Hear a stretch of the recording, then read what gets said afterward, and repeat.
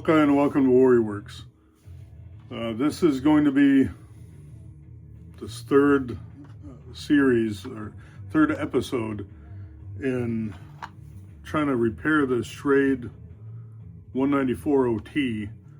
And at this point right now, I want to address where the hole is, the pivot hole for the blade, because as you saw in the previous videos, this surface started mushrooming out, and there was a divot inside the spring. So what that allowed for it not to do was move freely. So it was digging into the spring, and because this end of the blade was soft and it was rubbing against, I guess, soft metal as well on this side, it started wallowing out onto the spring, and it started mushrooming out the back of this blade. And this seems like a very common problem for Schrades of this era, and it's pretty frustrating, but you know, it's something that's correctable. And I know it's correctable because I've seen Southern Knife Hobbyists fix it.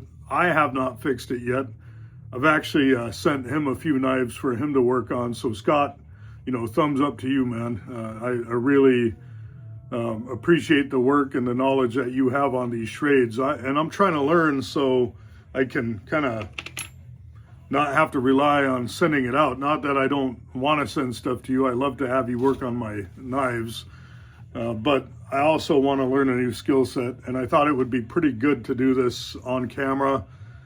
And, you know, the other two episodes or parts were pretty easy because I had done those with other knives before. Now I got to the part where I think I sent you at least 3 or 4 knives that were taken apart at this point. And I want to be able to take care of this myself. So what I think I'm going to do, and I seen you do it before, is you filled that hole and you mushroomed out another piece of metal in there. And the idea is to do that and to pressure fit and form another piece of metal within that hole, so you can re-drill another hole further away from the spring, as to create that tension that's needed to give it that snap and to hold it in place. Now, there's a few issues that I see going ahead in this, is because if I fill this hole with the same size hole I'm trying to drill and I'm moving it further up,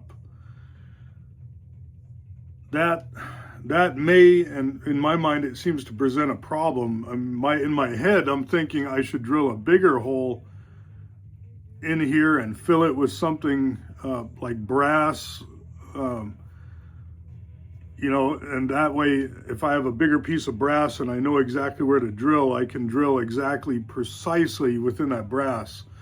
But then brass is very soft, and I present myself with another problem of it's a temporary fix until somebody actually starts using it a bunch of times. So I'm going to try the method that you try, Scott, the Southern Knife Hobbyist, has done. And what I did is this hole right here is approximately 3/32. And I went and I wanted to find some kind of stainless steel pin. And what I ended up doing was finding these finishing nails. And I got these from Home Depot, and the product, or the number, is 576199, and they are 3/32 in width. So they go straight into the pivot hole of the blade, and there's very little room for it to move around, and I guess there's very little place. So my idea is just to cut that just a little bit, proud of that hole, and start using a ball peen hammer to flare that out. But before I do that, I want to mark the center of the drill holes so I know kind of where I precisely want to drill the new hole prior to me filling up this hole.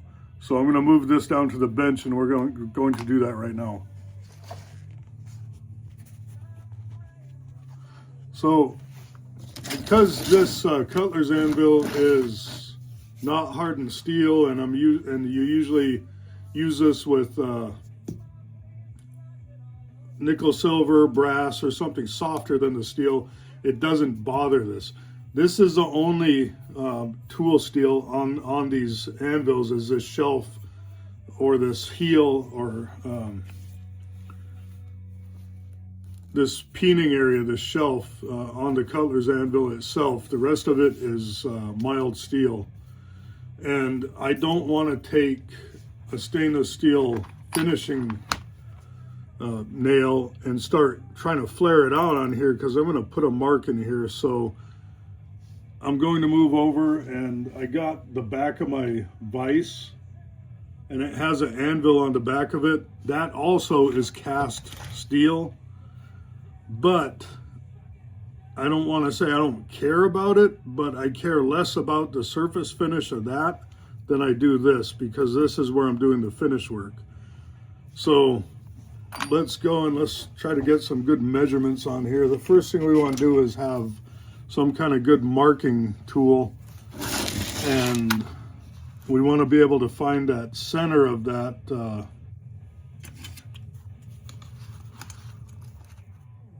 approximate center of that hole.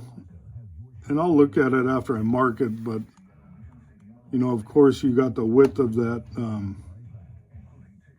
scribe that you need to worry about. So a little bit of trial and error on that first mark.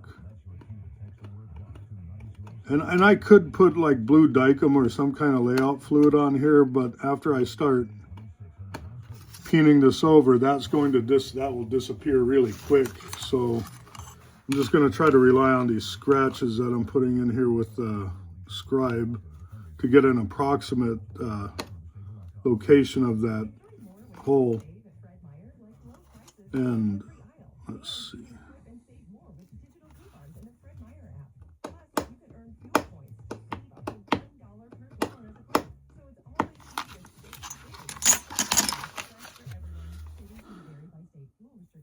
So I have the center, I guess approximate center of where that is, and I can kind of go off of there to make a new mark and drill a new hole when it comes to it. I'm hoping that this is not hardened. I would venture to guess that because it flared out, it's not that hard. I just don't want to have an issue when I go and re-drill a new hole. I mean, there's a lot of stuff going into this that I have my trying to wrap my head around, and to make sure I don't make a mistake. But with that being said, let's try to get you guys moved over here. All right, and excuse my mess, please. So let's see.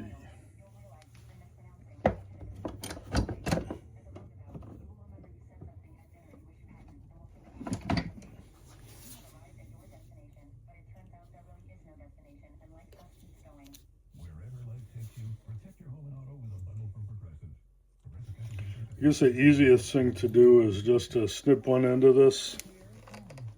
And these are pretty hard. And that's why I think it's imperative that we use something that's kind of at least as hard as the steel that we're drilling in. That way we don't wallow out the area quickly after we do the repair. Or the repair really isn't for anything. So what I've done is I snipped off the back head of this pin, and I have it kind of sticking just a little bit proud of that back side right there. And I'm going to snip off this end, a little off camera because I need a little bit of force because these are hard. And hopefully I won't lose that little plug. Yeah, have that right here. And that plug is definitely like twice the height as it needs to be. So I got a couple options. I can sit here, and probably what I am going to do, because it's just the easiest thing right now instead of just going and moving the camera to go to my sander, is get my file and start filing on the end of this and try to get it as close as I can to the size that I need to. So let's see.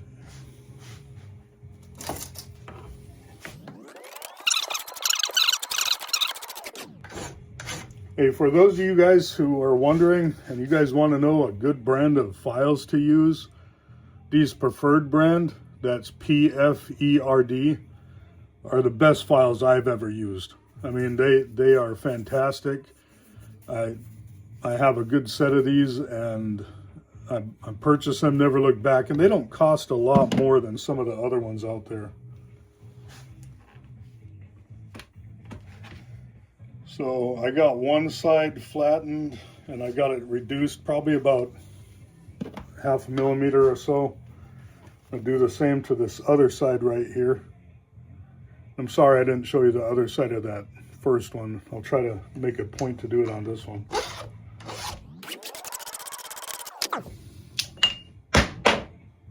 Oops. So that was just my leather jaws in my vise, but so I flattened that out, and it's a lot shorter than it was before.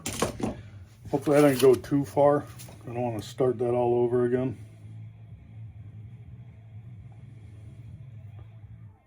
And of course, when you file, you get a little bit of mushrooming on the end from some of the file work and stuff like that, and it makes it a lot more difficult to put in place, and it's almost next to impossible to maybe get those rounded off. So I got it kind of set right there. I'm just going to give a quick little tap. So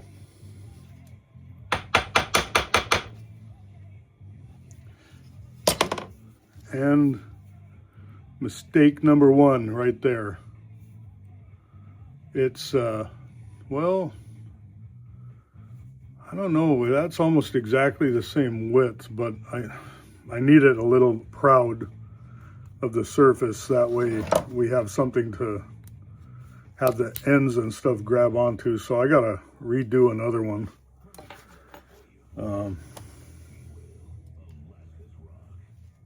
Maybe I'll learn from my lesson on that one and file it flat on one side before having to worry about a small little piece. Somebody smarter than me would just measure this, mark it, cut it, and then use it. But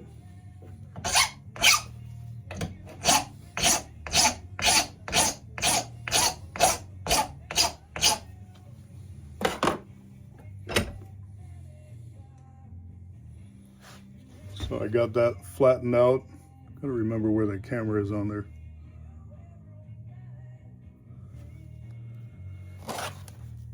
So again, I'll try to get the approximate size I need.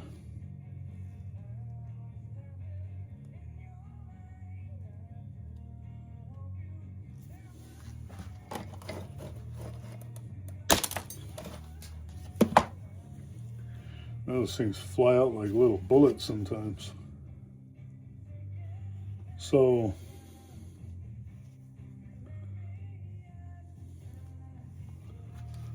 maybe this time I'm going to hold it. This is a cut end right here, and I'm just holding it in the blade itself.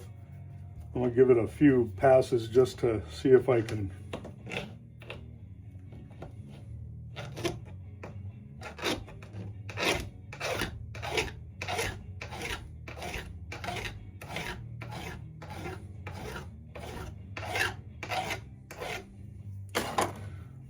I think that's probably good. What that left me with is, it's hard to hold that. I am so sorry. But it's just as proud of that surface area right there. So I think at that point, what I want to do is start mushrooming this out so it stays in place and it creates a plug for that hole.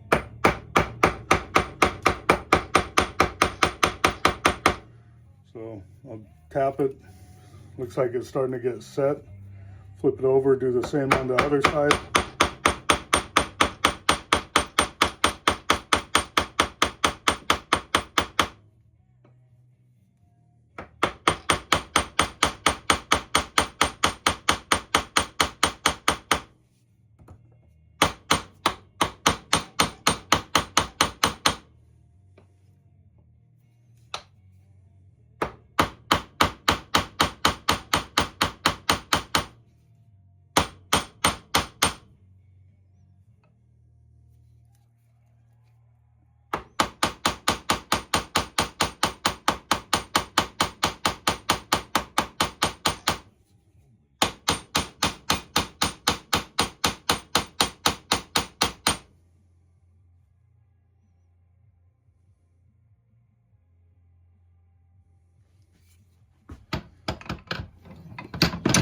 So not perfect.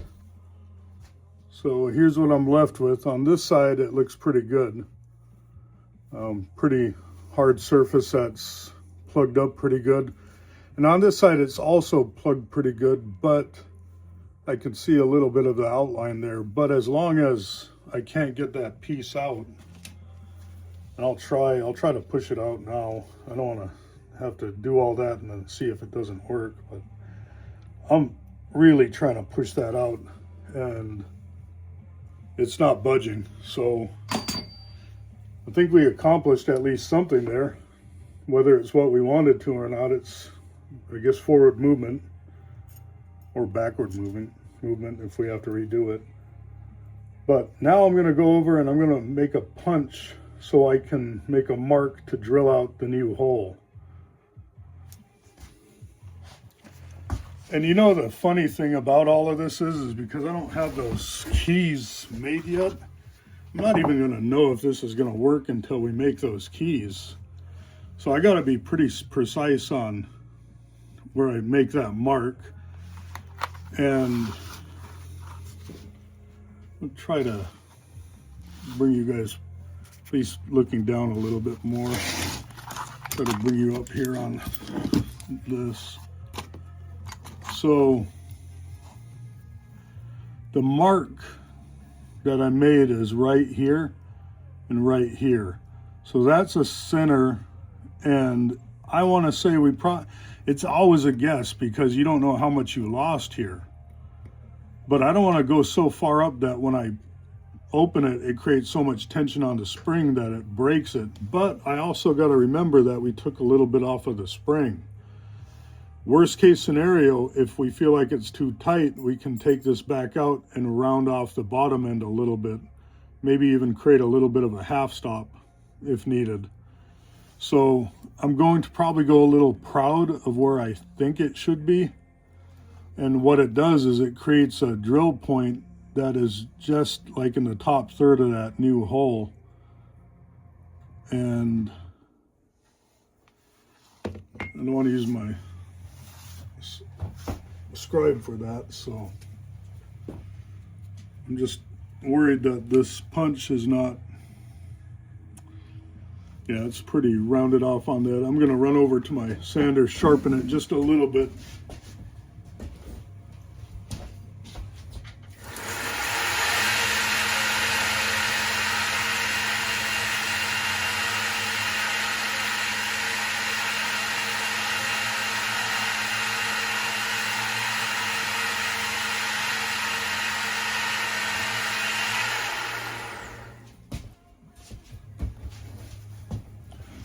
We got a nice little sharp point on there now. This cheap little center punch, I'll probably order another one anyway, but this thing has served me well for probably about 8 years, and that's a sign of a good tool when you use it a lot and it doesn't fail on you. So going right in. And this exerts a lot of pressure when it gives that punch, so if that would have moved or if that would have popped out, then I know that wouldn't have been a good thing to use. So with that being said, now I'm going to be using a starter bit, and I got to remember where that camera is to get that hole started. That way it's not moving or wallowing out any. And let me see if any of these are even close. So one side's wider than the other one is, it looks like 5/64, and this side is a 1/16. So I'm going to start with the 1/16 and see where that gets me. And I'm going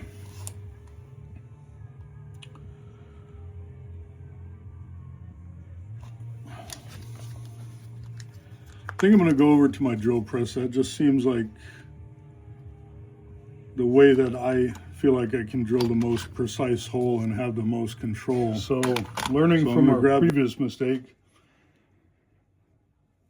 really, because that's where the punch is, and this is spinning counterclockwise or clockwise. If this gets loose, it's going to spin the sharp side around, and I don't want my hand anywhere near that. So I got this pretty locked down right here under this clamp, and I checked it, and I came down with this starting bit, and it's where it needs to be on here.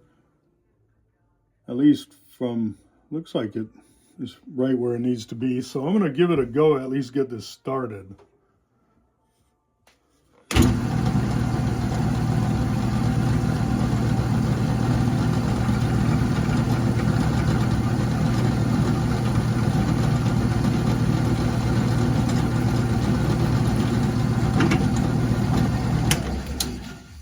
Okay, that went pretty well, but that was into the soft pin that we cut out. So I'm going to flip this around to the larger size before we go to our actual drill bit and see how this works out.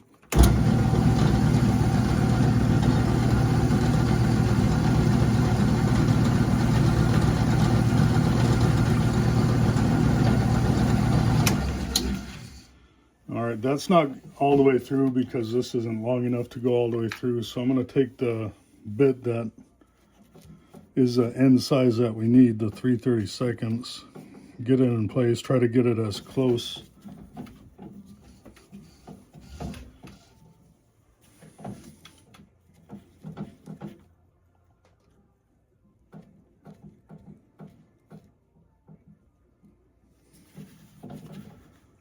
test it to make sure I got it in there straight. All right. And because I think we might be going into a little bit harder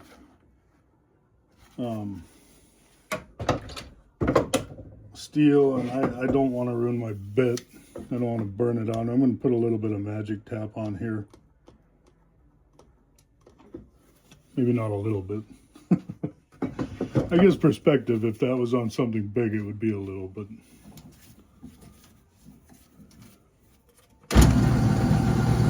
here we go.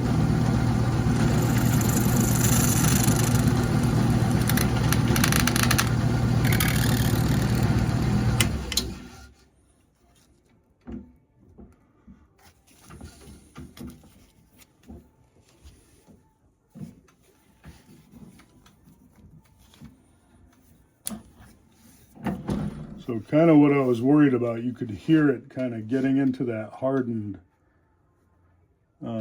metal. And that's kind of exactly what happened. And it looks like it's kind of chewing up that bit, or not the bit, the plug. I don't know if it's tearing it out. It's kind of hard to see with all the chips, but that didn't sound like it should have. I'm going to tighten this a little more and try it again.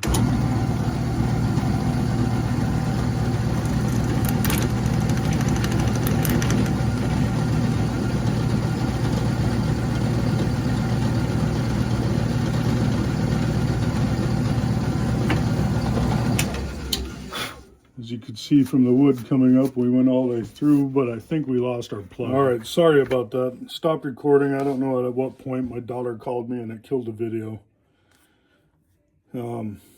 Did exactly as I thought it did. It pulled the plug.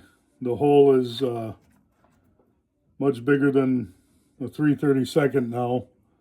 So again, I don't know if I kind of think about these things and they become reality because I think of what's probably going to happen. But from a logical standpoint, exactly what I said in the beginning of this video happened. And it's because you're trying to drill a soft piece of metal slightly off center and the other half of that is hard. So what's naturally going to happen is that bit's going to walk towards that soft metal, and it did exactly as I suspected. So, I mean, we're almost at that point where I think if I take an 1/8 inch rod and plug that up, that might be the best bet. Or if I plug weld it, that might be the only way to salvage this blade, because I don't want to kill this series because of this. But I also want to be able to do it in a way that all of us can make that repair, and not all of us have a welder. And I'm going to be honest with you, this is not my kind of welding that I would do, so I have some reservation on that as well. I'm going to go to my workbench, reevaluate this, see what I can use to plug this up. I don't have a lot of space to deal with right there, and if I start mushrooming that out too hard, it's going to make it even worse. But you know what? Because I'm obviously going to be at least using an 1/8 inch bit now because of this, I might as well drill out the 1/8 inch hole while I'm here. And look at that, it's already at an 1/8 inch, just barely. Okay, so that might be our benefit. And it's not even odd shaped. It's almost like a perfect 1/8 inch hole with just a little bit of a, I guess, oval shape, a wallowed out area, just slightly in one area, but we can mushroom the piece that we're putting in there to that. Let me get back to my workbench. So I went over to, I guess I gotta find that now. I went over to my supply, my rods, my dowels, my metal rods. I was looking to see if I have an 1/8 inch mild steel rod, and you know, I guess maybe it helps to kind of remember what we have, and I wouldn't have had to go out and buy those doggone finish nails had I looked a little closer. I actually have 3/32 stainless steel rods that I could have used, but same difference, I guess, at the end of the day. But oh well, now I know, and now I won't forget. So I'm going to go and try to find a plug for this, or an 1/8 inch stainless, or not even a mild steel rod to plug this up with, and go from there. Because then after I do that, I'm just going to go just slightly north of the center of the hole that I'm plugged in with a 3/32, so I stay within that plug and I'm not dealing with the same issue that I did before. And I think if I do that, we'll at least be able to get some snap back on this. And I just want to be clear about something. When I started this project, I told you guys that this is the first time I'm doing this, at least on this type of a knife, and having to backfill a hole in this manner. You know, this, honestly, it's a little aggravating that there's not, I mean, I don't know an easier solution, or maybe it is easy and I'm just overthinking it. So let me go try to find that rod, and I'll be right back. All right, we're back, and instead of swinging the camera around, I got this, forgot I had this. It was just sitting around, and obviously it has some dings in it already, so I guess I'm not too worried about it if something happens to this. Now, let's recap a few things. I tried to use that stainless steel rod. I tried to drill off center of it, but it, as I said from the beginning, I didn't know if that was going to work because of the hardened steel versus the softened steel.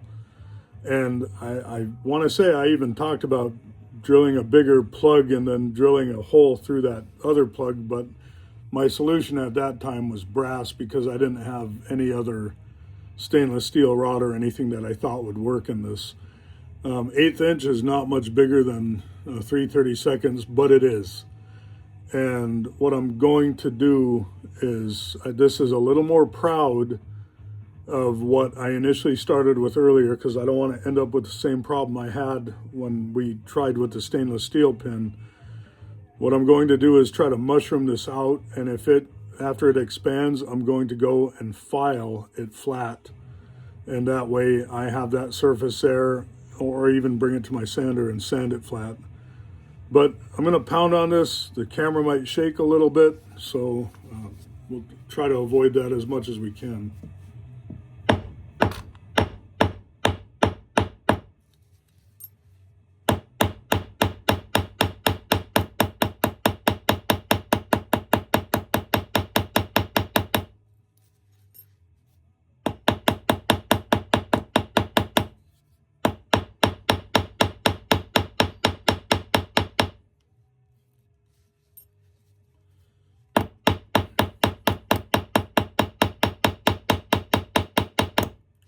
So now what you've seen me do is the rounded part, this part of the ball peen hammer, I was trying to hit it so it deforms it into a shape that spreads out on the outer edges, so it keeps it, imagine an hourglass, but that makes it where this plug can't come out from either side. Then I turn it around to the flat side of the hammer to flatten that out. And I'm trying my best to make sure I'm respecting that thin wall that's there. Give it a few more taps and I'm going to file that flat. So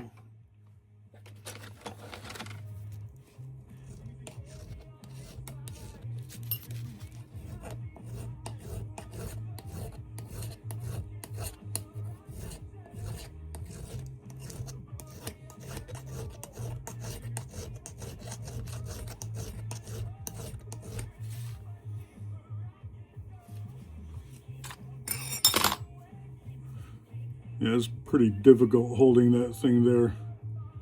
So what I'm going to do, I'm going to go over to, I need to be able to hold that down properly. That's what the problem is. There's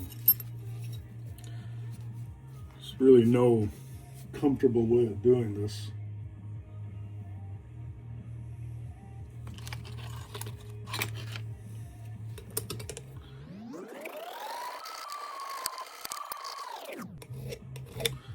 You know, the thing is I have stuff that holds this down just fine. I could stick this in my vise, move over here, but I want to have the camera watch me do this, and, you know, it makes me look like a amateur that I don't know what I'm doing. So I guess maybe instead of trying to be a little lazy and not move the camera, let me move this over to my vise so I can get a proper filing on this.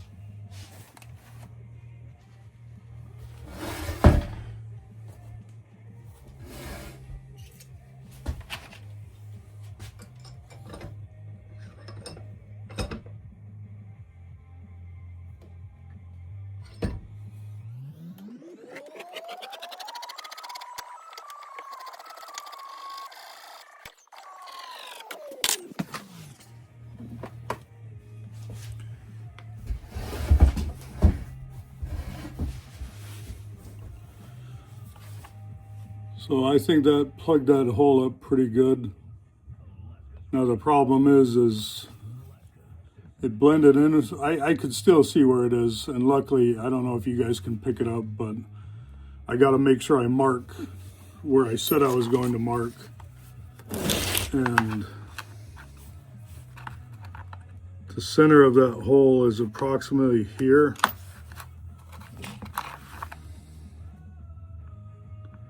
So I got to go just a little bit north of that. If I just kind of make a little mark on it.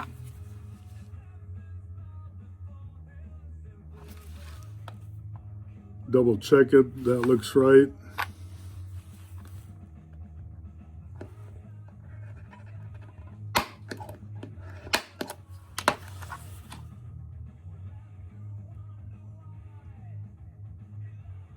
Man.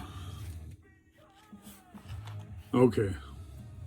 Let's go back over to the drill press. I don't want to say I have my doubts. Let me just try to be a little optimistic about this. All right, here we go. Same thing where we were at earlier. Hopefully it's not deja vu.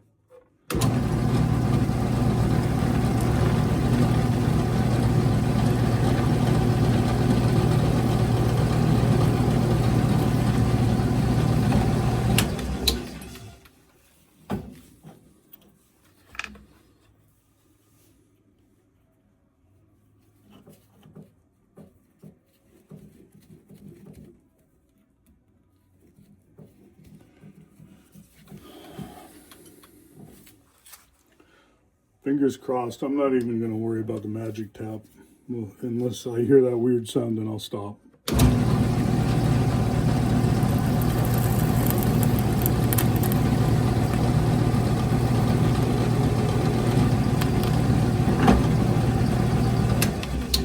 So I actually saw what happened. It didn't drill all the way through. It popped that plug out though.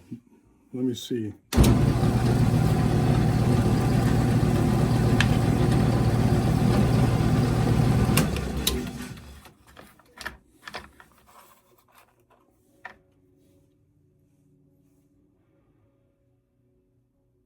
So it's drilling it, but it's popping it out. You know, let me see what plan C is. All right, well, before we go and do anything drastic, I just went and gave it a few taps on the hammer again just to hold it in place or keep it from hopefully popping out the bottom again. Let me line that hole up. And there was a hole on the wood underneath where that plug was going, and that was pushing it into that. There's a little harder surface with that wood right there right now.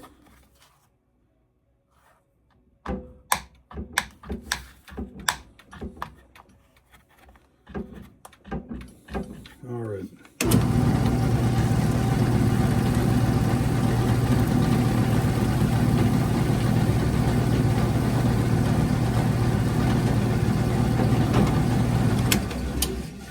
I went super slow, so I'm hoping that. All right, that looks like that did it. Fingers crossed. You know, we got a 3/32 hole a little further north than before.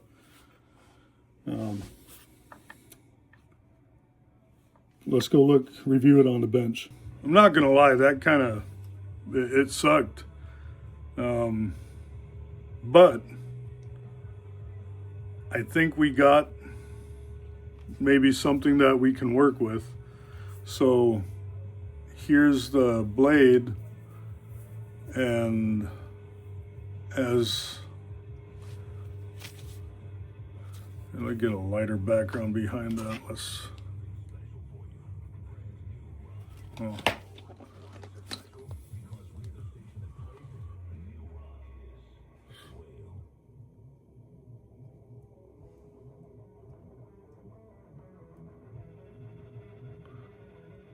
All right, so we got a decent hole on there. It has some raised edges, slight, especially on the side that the drill popped out on. And I want to be careful that I'm not messing with that too much, so I'm just giving it a couple light passes with the file just to knock down those edges. And then I'm going to take a little deburring tool and kind of just spin it around there just a little tiny bit on both sides,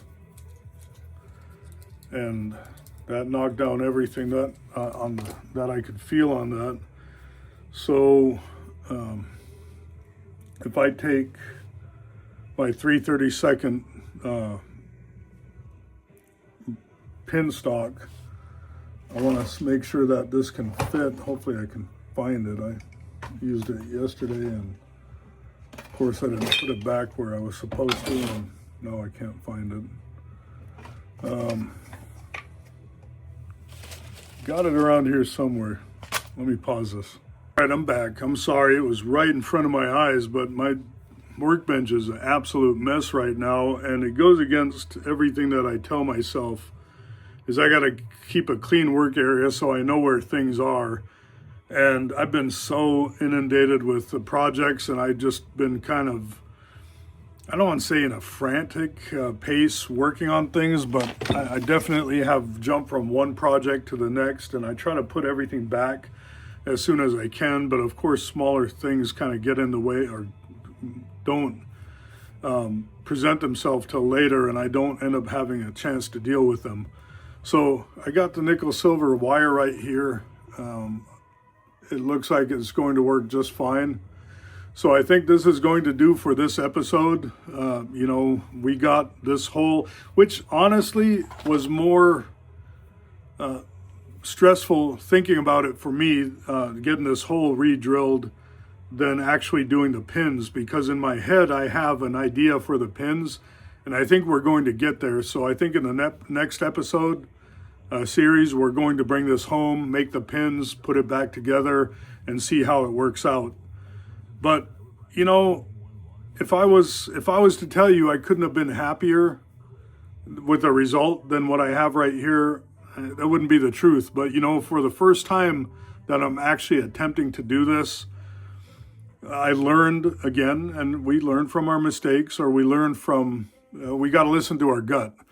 And although this is my first time doing this, I'm a pretty experienced metal worker, and the thoughts that I had about the possibilities of why this wasn't going to work actually presented themselves and allowed for it not to work. And part of me wants to think or hope that I didn't force that into not working, because I've seen Scott do this a few times, but I also seen him run into the same issue that I'm running into, or I ran into. And realistically, I think the fix for me in the future is I'm going to be buying slightly larger than 1/8 inch pin stock, and I'm going to be using that to plug holes, because I want a bigger area that I can drill into without worrying about it hitting the hard metal. And the reason why the plug released even on the second time is you could see from what I showed you earlier, is that drill bit slightly touched the edge of that hardened metal, and it pulled in and caught the plug and pushed it under. And it wasn't until I went and flared it out a little bit more and started going slow and just fed it slowly through that I was able to get this result. And, you know, hindsight, maybe I could have put something a little harder on the bottom, or I could have fed the drill press a little bit slower. But, you know, that I'll do that the next time. Now, before I cut this video off, I kind of want to give you another shop tip that I use to save money. I use a lot of epoxy, and I mix a lot of things, and they sell these little matchstick looking things at the store, the pre-made epoxy stirrers, and they basically look like matchsticks without the match at the end of them. The problem with these is the moment you start doing anything with them, they break. They're absolute garbage when it comes to mixing any kind of epoxy. So they have their use, but definitely not for epoxy.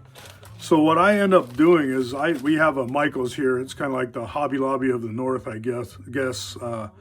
And I go and I buy these stick stirrers, and there's 50 of them in here, and I think they're like $2.99 or something. They're pretty inexpensive, but they're substantially longer than they need to be. I just go and I measure where they approximately are halfway and hold them together on my bandsaw, and I just feed them through my bandsaw, and I end up getting a bunch of stick stirrers that are the right size that I'm able to use and mix epoxy or whatever, and have little sturdy sticks, because these actually have a little bit of substance to them, strength when it comes to that. You can kind of use it as a spreader of the epoxy, not just mixing it. So hopefully that little shop tip helps. Another shop tip that I'm going to recommend is make sure that you know kind of what you have in stock before you have to run to the store and go buy something completely off the wall, not made for what you're needing, just to patch something when you actually have what you need in the shop. There's so many things in this shop. I want to say that I'm pretty good about knowing what I have and what I haven't have in this shop. But, honestly, maybe at my age, I'm forgetting a little bit of some things that I buy or have bought as backups. And that was one of those things. And now that I know I have it, I put it with my other pin stock, my other brass stock. So I have that and I know exactly where it is when I go look for it, not sticking with my wood dowels. So with that, you guys have a wonderful evening. Stay warm, stay safe. It's starting to rain out here, so we're getting a little bit of a reprieve from that negative temperatures that we had and that terrible weather that we had. But now it's seemingly even going to be worse, because who wants rain on top of snow than freezing? Makes for very dangerous conditions. But anyways, my problem, not yours. You guys, I think that's going to be a wrap. Kind of went through and walked through at the end of the day. I wasn't able to do anything for myself towards the end of this shop day. It's 10:30 at night. It's about time I get in the house and kind of sit there and relish in the little accomplishments that we make and we have. So look forward to seeing you guys the next time. I'm sorry there was a little bit of a long gap between this video and the last video. I'll try to wrap this one up a lot sooner, and hopefully we can get to the point where we have a knife that's put together. And I tell you what, if this knife works out and I get it to the point where it's a salvageable knife, I'm going to do, let's say, a 800 subscriber giveaway of this knife. And if we get to that point, somebody draws this, I'll give this knife in a Warrior Works slip when we get to 800 subscribers. I think that'd be a pretty cool thing for somebody to have, a knife that was worked on, and they can reference back to some of these videos. I definitely have one of these already in my collection, and more than anything, I think this was an awesome way to work on it, or it's an awesome way to learn something and work on something, especially with something that has a really good frame and a nice full blade on this 194OT. This is still a really nice knife, at least when it gets put back together. So have a good evening. Thank you.